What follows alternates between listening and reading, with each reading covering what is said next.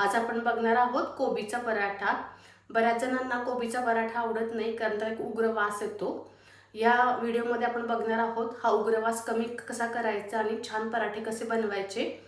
त्यासाठी या व्हिडिओमध्ये काही टिप्स सांगितलेल्या आहेत, त्याच्यामुळे व्हिडिओ स्किप न करता शेवटपर्यंत व्हिडिओ बघा। चला मग आता उशीर न करता रेसिपीला सुरुवात करूया। आता आपण कोबी किसून घेऊया।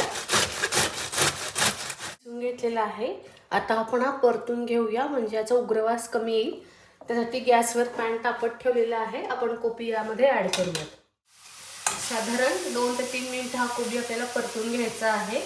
हा असाच परतायचा आहे, याच्यामध्ये तेल किंवा तूप काही घालायचं नाहीये।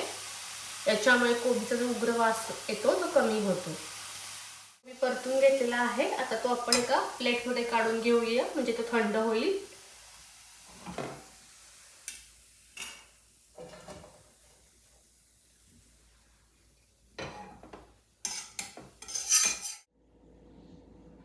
आता याच्यामध्ये ॲड करायची आहे अद्रक लसूण पेस्ट,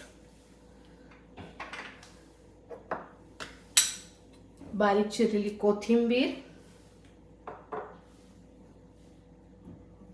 थोडीशी हळद,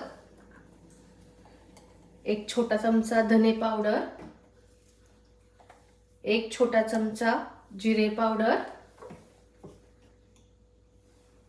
चवीनुसार मीठ,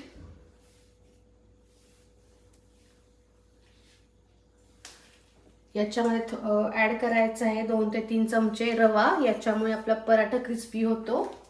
याच्यामध्ये ॲड करायचा आहे 2 ते 3 चमचे डाळीचं पीठ आणि यात ॲड करूया गव्हाचं पीठ। सगळं मिक्स करायचं आहे।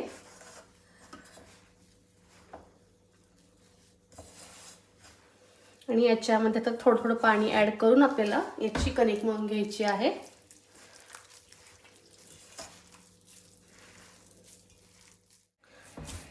तुम्ही बघू शकता इतपत मऊ कणिक मळून घेतलेली आहे। आता आपण ही झाकून ठेवूया आणि 10 ते 15 मिनिटांनी याचे पराठे लाटायला घेऊयात। कणिक भिजवून आपल्याला एक 10 ते 15 मिनिटं झालेले आहेत। आता कणिक एकदा एकसारखी करून घेऊया।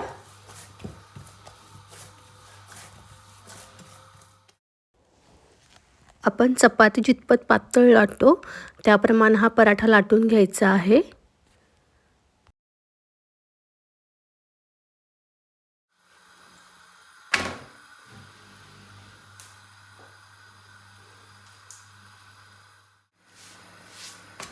तेल किंवा तूप लावून पराठा दोन्ही साइडून खरपूस भाजून घ्यायचा आहे।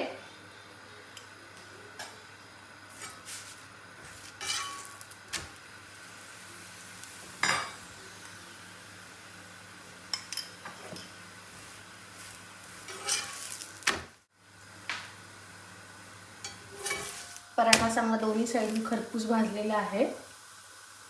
आता आपण हा जाळीवर काढून घेऊया। तुम्ही या चॅनलवर नवीन असाल तर चॅनलला सबस्क्राईब करा। तुम्हाला ही रेसिपी आवडली असेल तर हा व्हिडिओ लाईक करा आणि तुमच्या मित्रमैत्रिणींसोबत हा व्हिडिओ शेअर करा।